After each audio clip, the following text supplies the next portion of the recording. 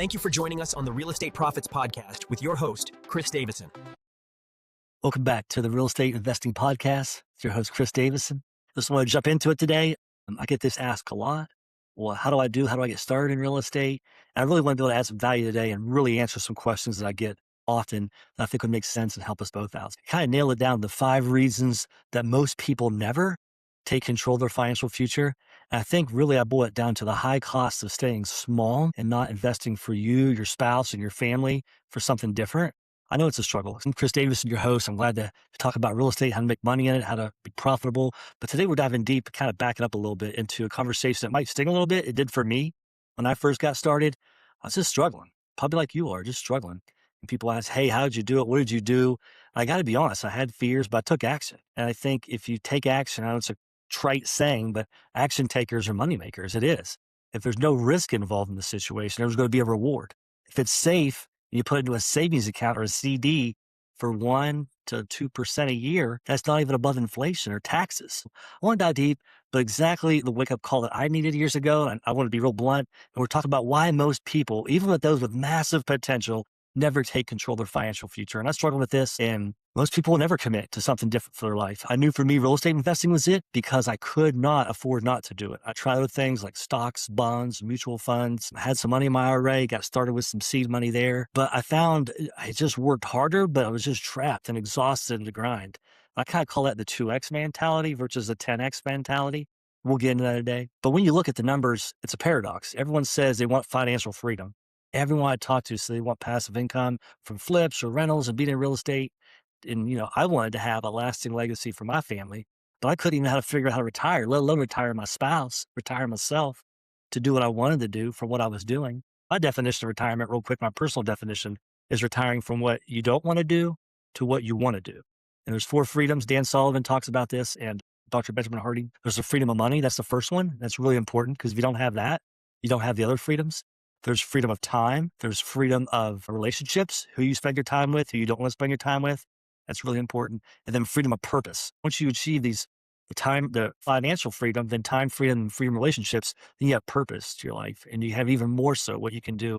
Leave what I call a family legacy. If you ever make that leap, if you ever jump into those time freedoms, those freedoms, because the first freedom really hinges on the rest of the freedoms. And when I heard this, it made sense to me that I wanted financial freedom, time freedom. I wanted freedom of relationships, who I hung around with and spent my time with. And now I build my team and who I want to be with. And now I have freedom for purpose. And my goal is to make leaders. I'm a leader who makes leaders, and I change people's life through real estate. Like my life's been changed. That's my purpose now. That's where I step into. I enjoy it. But most people never make that leap. I just want to get into it today, but I want to get into your journey and what your journey could look like by stepping into it, taking a leap of faith. And there is a leap of faith. It just is. Through my own journey, from swinging a hammer as a carpenter to scaling a real estate profit system we have, I realized it isn't a lack of opportunity holding people back. It's really a mindset trap. It really is. I found 5 reasons most people stay stuck on the sidelines and I figured out exactly how you can break free from it. So number 1 is the comfort trap, playing it safe and having incremental goals. Like I'll save $50 a month. I'll save $200 a month. Saving is a trap. It's never going to get you wealth. Saving can be great, and you need savings for some life expenses for 3 to 6 months. Have something set aside if your car breaks down, if you have to change jobs, or if you have to move, what that looks like. I'm not saying that you don't need savings, but that's safe. That's just a baseline. That's never going to get you ahead financially. That's an incremental goal in my book. So most people base their future goals, I believe, entirely on what they've already achieved in their past. Your brain is looking for repeat patterns. You're looking for what's comfortable. When things aren't comfortable, your brain rejects it. This amygdala rejects it. Fight or flight kicks in, or you say, no, I'm not doing this. So look at your current situation and think, okay, how can I improve this by 10% a year? And that's the 10X mentality. How can I get a raise, incremental raise? How can I do more at work? How can I get a part-time job? How can I go DoorDash or find a side hustle? And that's a trap. It feels realistic. It feels comfortable. And it feels safe. I was working harder. For me, I was working harder in a career I didn't love just to get passed over in promotions. I paused, I looked, and I saw in 5 to 10 years, it didn't get any better for me. Even if I did get a promotion, just a lot more work and only a little bit more money after a jump in the income tax bracket and then a minor raise. I thought, that sucks. This sucks. That was the thought that was going through my mind. This sucks. But safe goals only require minor tweaks. And and the more effort I learned, the more effort I put into it, they keep you locked into working harder and faster and longer hours. And job stands for just over broke. I know I've heard that before. It's funny, but it's not really funny. Employers, are to grow their business and scale. That's what they want to do. And they're doing it with your labor. And nothing wrong with that. You're agreeing to take a wage for your time. And then they're agreeing to take the risk as the business owner to make more money. But I like you to do it for yourself. Don't get locked in. Working harder, faster, and longer hours is what I did for years. That's all I knew. I'd get to the job site early. I would pour in exhausting hours, stay late, repeat it all the next day, and I would get accolades. Oh man, you're one of the hardest working people I know. But coworkers would say, other subcontractors, or the owners would say, thanks so much for the extra effort. And I felt good for a second, but it didn't equate to dollars for me. It did not equate to dollars. I stay late. I'd repeat it all the next day. And I thought that's what success required. But the reality is that was a linear growth. It was a fast lane to burnout. I was getting burnt out. People don't, and so this is real estate investing. Look at it. People don't invest because they think adding real estate means adding 10 times more stress and gray hair to their already packed lives. They don't realize that a 10x vision for their life actually simplifies your world by forcing you to throw away the complex and heavy systems that keep you small, you're thinking small, and then really look at a linear path to where you want to go, to having a bigger goal that you can get in, get behind, and then work super hard and put both feet in and do. That's what it took me. Here's a habit. I have a story of painting. It's a habit of painting instead of operating. And this is a massive stumbling block for a lot of people. And it might not be painting per se, the physical thing, but when you trade a low skill, not that painting's easy, don't get me wrong, but you trade a skill like painting for leverage, like finding a deal. I'll just give you a quick story that I heard in a book, and I really like it. I think people refuse to invest or scale because they're addicted to the low level, day-to-day tasks that make them feel productive. This was me. Even when those tasks are robbing you of wealth, I like to check things off. I like to get projects done. I like for things to be done and have that sense of accomplishment. But my priorities were on the wrong things. My priorities were on tasks or projects that paid enough to pay the bills, but not really growing my wealth. Does that make sense? I call this the trap of painting. Our minds like dopamine hits. We like to-do list or checking things off. It makes you feel good. Maybe that's good for getting groceries or running errands, I found. Yet it's a trap financially. Look for things that you're doing on a daily basis. Are those tasks moving the needle in a substantial way forward for your long-term financial health? Or are you getting stuck being busy, but not prioritizing important tasks? For me, I like to get the things that move the needle or important to me, get them done first, get that out of the way. Then the other stuff of the day is just icing on the cake, as the saying goes. The painting prep, I remember reading a story about an investor who decided to save a few bucks by spending Saturday painting a vacant apartment himself. He couldn't get anybody to paint it. He turned off his phone, spent a grueling day covered in paint, felt incredibly accomplished. He was very satisfied. That evening, he turned his phone back on, got home, had dinner. He had 2 voicemails. The first was an elderly lady wanting to sell her house quickly to move out of state with family. She was only asking $30,000 for a property that was easily worth $120,000. The second voicemail is from his buddy saying, hey man, I answered my phone. I got this deal from a lady. She just brought it to me for $30K. I'm going to make $90K off of it. He sat and thought, man, if I spent a Saturday doing a manual job he could have hired out for a few $100, that investor lost out on a $90,000 deal, which would have brought him $90,000 equity. I mean, that's a huge mistake. I call it the painting story. And we all have our stories like this, that we miss out on opportunities. Or I've heard people talk about investing in Wendy's Corporation. They even put $5,000 in and they'd be worth millions right now. There's a lot of stories like this. And it's not, I say the deal of a lifetime comes around once a week, because when you're looking for it, you'll find what you're looking for. Kind of like when you buy a white car and you never noticed that white car before, but now you see the white car everywhere in the highway and the roads. It's just like that when you're looking for deals, when you decide to step in to that 10x mentality. But most people won't step into real estate because they insist on asking, how can I do this task? Which is important. You have to know how to do it, but really you're asking the wrong question. Instead, who can do this for me? Now, obviously, real estate is not a passive thing where you make no money, but you will stay stuck in the weeds instead of stepping into your role as a high level operator. Let's talk about this for a second. Learn there's so many people that want to help you succeed.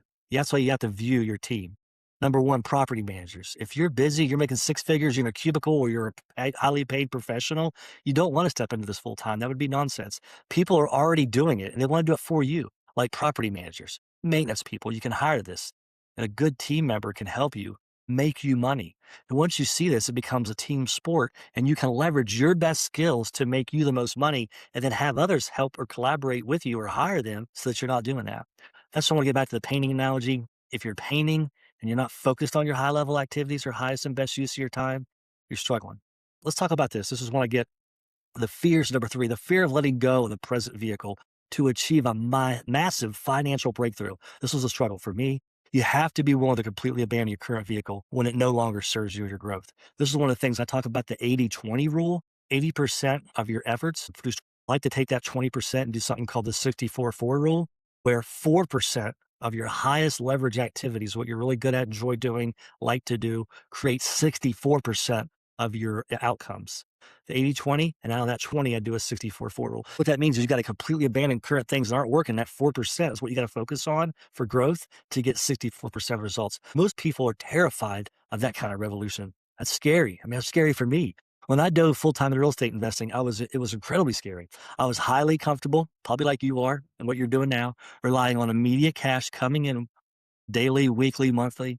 For my next contracting job as a contractor, I was also a real estate sales professional making a commission. It was good money. I was making good money, six-figure money, but it was linear. I would produce this month, have my best month ever. Then guess what? Next month, I'd have to do it again. And I had to repeat the entire hustle every single month just to pay my bills. Turning point for me came when I stopped trying to upgrade my construction and sales roles and made the bold decision to double down entirely on real estate investing. I wasn't going to be called a realtor or contractor no more. I told everybody I knew I was a real estate investor first and foremost. Those were the phone calls and conversations I had. I was a full-time real estate investor. I stepped into my new role. I had to let go of the immediate validation of a day's labor to hyper-focus on building long-term wealth through rental income. Most people never build true financial freedom because they won't let go of a good situation to make room for a great one. Let me just pause here. I know change is scary. I know the unknown is just that, but success is just on the other side of taking action, which is what you really want. Let's get to number 4, kind of piggybacks on this, falling for the myth that scale requires mass capital in real estate. This is the 4th reason I think a lot of people stay frozen, because they're afraid to have massive deal flow, massive capital to back. You know, one of my favorite stories, before Donald Trump became president, he wrote a book called The Art of the Deal. It's humorous from my standpoint, because I grew up very humble. Parents are truck drivers and factory workers in West Virginia. But Donald Trump said he started out with a modest loan of $1 million from his dad to buy a 50-unit apartment complex in Cincinnati, Ohio. Now, me, even to today's standard, a modest loan of $1 million is a lot of money to me. That's a lot of money, $1 million bucks. But I think a lot of us think we have to have that kind of capital or resources or network to do that. And that's not the case at all. I think it's the 4th reason why most people stay frozen, the deeply ingrained belief that you need a massive, unattainable amount of cash to start or scale a portfolio. I think that's linear thinking. Again, you save for a down payment, you buy one house, wait a few years, repeat the process. Maybe the banks will lend to you, maybe they won't because of your debt to income ratio. Because that process feels painfully slow to me, and probably to most people. They'll give up even before they start. They don't realize that scaling isn't about accumulation. It's about structure and leverage. And one of my favorite mentors says, other people's money, other people's time. And then really what I found, it came down to infrastructure that runs entirely without you. Linear growth, I think in real estate, a lot of people see it as 1 + 1 = 2. And that's slow, capital dependent growth. Where you have a 10x mindset is 2 × 5 = 10, which is really your systems, your structure, which you become dependent on your team. This is a real quick example of this, because people always ask me, hey, how do you do owner financing? How do you structure these things? How do you grow? How do you scale? So I had a deal recently. I call it my 2-house a duplex deal. I got 4 total doors, 3 properties, sorry. I reached a point where traditional financing I knew wasn't going to get me the next level fast enough. Eventually the banks will say, no, there's never enough capital. For me, instead of waiting for capital to catch up, I used a creative acquisition strategy to control 4 doors simultaneously without bringing any new capital to the table. By stepping into the existing mortgage, one loan on the 2 single-family homes, and the duplex was one loan for the seller, I structured a monthly payment directly to the seller. I replaced raw cash with a creative deal design. I had no money out of pocket in the deal. And actually, out of that, you can look and you'll actually get the deposits back when you sign the paperwork. You're actually getting paid to take this deal on. But it made sense. I took the loan that was already in place. I make a payment to the tired landlord who wanted to get out every month. And so from those units that are rented, day one, I use that money, deposit in my account, and then I make a payment to the seller, and then he's able to make the mortgage payment, and then he pays it off. After the rents are collected, with the net return of that deal, I had zero money out of pocket, $452 a month is what our performance is going to be on that. I get the depreciation, which is 3% each one of those properties every year. The government makes you take that depreciation. I get the equity buildup. I get the appreciation, and I get to control some great real estate properties, which in turn I can sell. I can refinance, pull the equity out and go buy more or pay those properties off. I have a lot of options. That's just one deal of many to work out even this month. People don't invest because they're waiting for money to magically appear. Rather, they're learning high leverage skills in networking. That's what I learned. We're learning to connect. We're learning to use creative deal generation. That's how you can overcome that massive capital that you think you have to have. You could overcome that by having creative deal structure. The fifth challenge I find most people have in getting into real estate is the lack of identity and indecision of trying. And I think this is real important. You're going to fail. You are going to make mistakes, but you have to make your own mistakes, make your own things. That's why you need a mentor. That's why I try to help people. That's why I want to help people. I made so many mistakes, embarrassing mistakes that I could have prevented had I not got a coach sooner, which I did get some mentorship and coaching, and it just expedited the process. And we were able to grow because I learned new skills and new ways to do things that I didn't know before. This really baffled me. LeBron James, I'm from Akron. I'm an Akron kid. It's where I come there for my family. Went from West Virginia and we migrated to Akron for several years. Then I finished up in Central Ohio, my high school career. But he's an Akron kid and he spends 12 million bucks a year. I heard this. I don't know if it's true. 12 million bucks a year on nutrition and weights and working at the weight coach. That's crazy to me. But this guy's doing it to play at a level that most people never, ever will be at. Now, listen, I know there's a debate about who's better, Michael Jordan, to basketball fans out there, or LeBron. Of course, LeBron's better. And if you argue with me, let me know in the comments. I'm glad to have that discussion with you. Being an Akron kid, I just think he's better. He shows up. He's still playing. So that's where I'm at. But he still has coaching as the moral of the story. Your lack of identity and indecision, you just don't know. When you get a coach, you have confidence when they've already done it, already been there. Here's the mistakes and pitfalls. That's what I try to help people do now is avoid the mistakes and pitfalls that I went through and that my mentors went through so you don't have to do that. Once again, most people never take control of their financial future because they're stuck in a state of trying to succeed. Their actions don't match their stated goals because internally they still view themselves as hobbyists. This was a challenge I had, or a spectator who just try to figure things out. And the absolute turning point in my business happened when I shifted my identity. I stopped seeing myself as a handyman with a few properties. I started identifying as a CEO managing an asset class. I view every building like a McDonald's franchise. One of my mentors told me this. I look at each building as a franchise. Is it making money or is it losing money? How can I change it if it's bad and make it good? If it's good, how can I make it great? How can I make it better? When you make that identity shift, your standards change completely. You stop chasing average, noisy, 100K starter flip houses that everyone's fighting for in the marketplace that I've discovered, and you stop saying yes to distracting projects that scatter your attention. You develop what I call the power of no, clearing out the bottom 80% of your distractions to hyper focus on those 20% things that are making you money. And then really the 4% core activities that drive 60% of your actual results. That's the 10X challenge. If you're listening right now and you're realizing that you've been letting safe goals and busy work and lack of focus hold you back, I want you to take action today. Message me. I would love to help you change your life, your financial future. And just like real estate's changed my life. Look at your last 7 days. Identify the one task that devoured the most of your time, but created the absolute least progress towards your ultimate financial goals, and then apply the 10X infrastructure filter. 3 things. Do you want to automate that task, delete it, or automate it? Do you want to delegate it, or do you want to delete it? You don't need more hours, and you definitely don't need more exhausting effort, and you don't need more gray hair or no hair like me. You need a bigger vision, and I like to help people get that bigger vision because 10X isn't just a random goal. It's a baseline now. You have a new baseline for growth, requiring what you need as a requirement for your true financial freedom. I'd love to help you work through this next question and get the answer you need. Let's end today on this last question. What is the single biggest distraction holding you back from stepping into your role as a high-level real estate operator? If you need help with that, let me know.